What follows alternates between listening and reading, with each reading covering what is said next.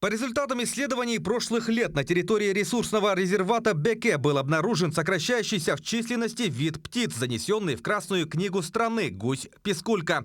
Сегодня Алроса в сотрудничестве с Институтом биологических проблем криолитозоны Сибирского отделения Российской академии наук ведет работу по исследованию численности популяции гуся-пискульки, путей их миграции и выявлению главных причин сокращения вида. Были проведены экспедиции по дельте реки Муна, то есть где находится популяция, то есть этой замечательной птицы.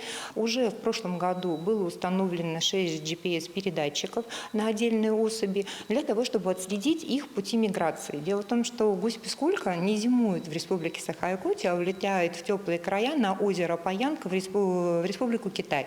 По итогам проведенной на территории долины реки Муна экспедиции не было выявлено негативного воздействия компании на состояние окружающей среды, что подтверждается присутствием краснокнижных видов, ростом количества гнездовий в нижнем течении реки.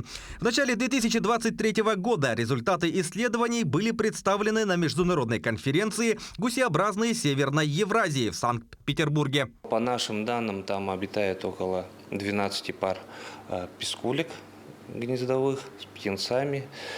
И кроме этого, там еще есть холостые особи.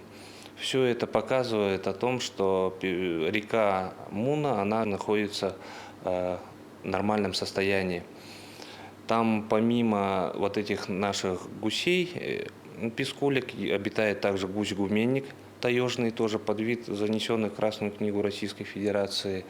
Кроме того, там есть сокол-сапсан, орлан-белохвост, ну и другие водоплавающие виды птиц.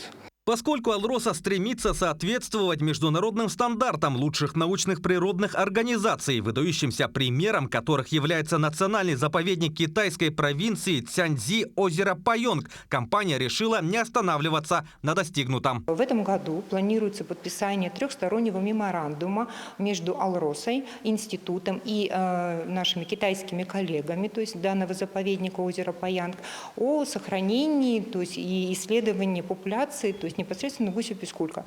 Учитывая значимость данной работы, компания решила в 2023 году продолжить эти исследования на следующий год и на следующий сезон, и уже в этом году было установлено еще 10 передатчиков.